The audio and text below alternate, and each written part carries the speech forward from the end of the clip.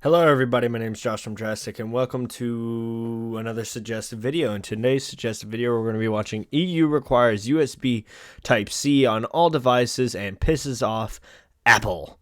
TLDR news. That sounds like a fun thing. It's 6 minutes long, make sure you have your water with you, and without further ado, let's begin. Charging your phone. It's something that the vast majority of us have to do at least once a day. This is like big controversy. If this is actually real, like I don't know if this is real or not, but if it is, woo! If not more often. And it's something that the EU want to make a tiny bit easier. USB Type-C sucks though. You scratch the inside just a little bit, and then all of a sudden it don't work. Yeah. On Thursday, the European Commission took the first step on a path towards a common I'm pretty sure. charger. And while that might not sound consequential, for one company in particular, it could be a big hit. Apple. So let's take a look at what the Commission is proposing and why Apple isn't happy about it right now. Well, you guys better be happy now. They changed all their MacBooks to USB Type-C. By the way, if you like our video... Before they had those quick chargers where you just plopped on. You just threw it and the magnet like stuck to it. Videos, be sure to subscribe and ring the bell to get more from us. First then, it's worth casting your mind back to 2009, when the iPhone was just 2 years old.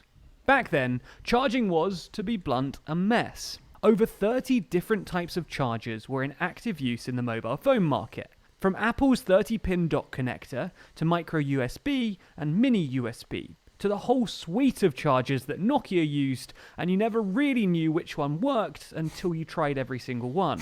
Soon after then, a voluntary agreement, known as a Memorandum of Understanding, was reached that saw phone makers coalesce around a few universal chargers.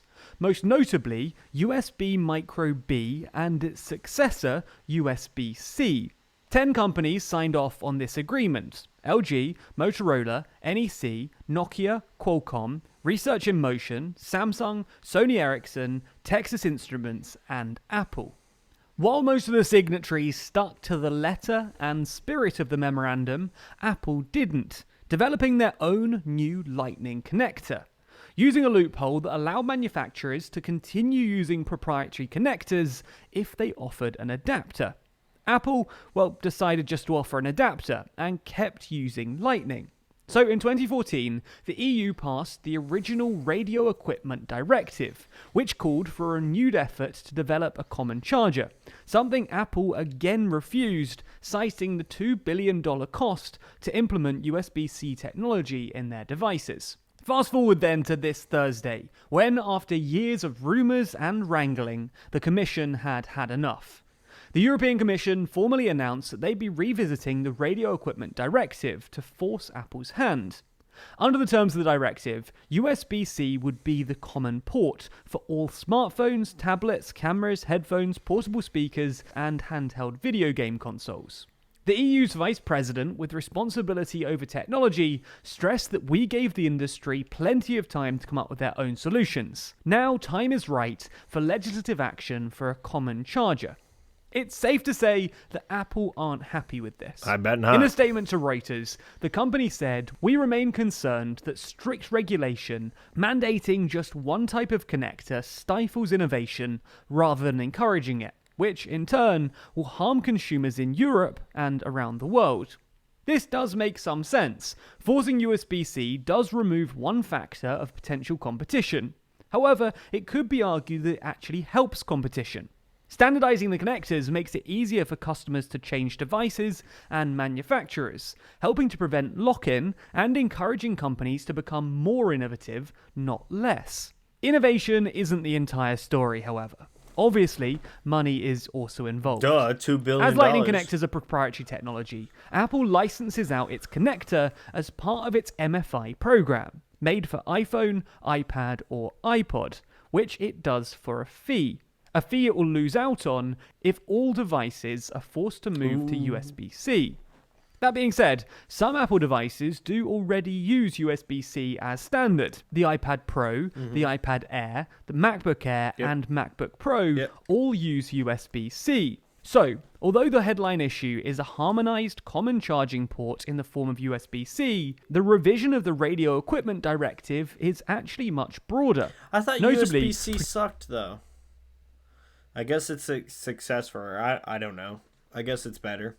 Producers will be prevented from unjustifiably limiting charging speeds. Okay. It's been a somewhat common practice that to reach the maximum charging speed for a particular device, manufacturers strongly recommend, i.e. require, the use of a particular branded cable in conjunction with a particular branded charging block, both of which are generally sold by the manufacturer, a practice the EU hopes to bring an end to.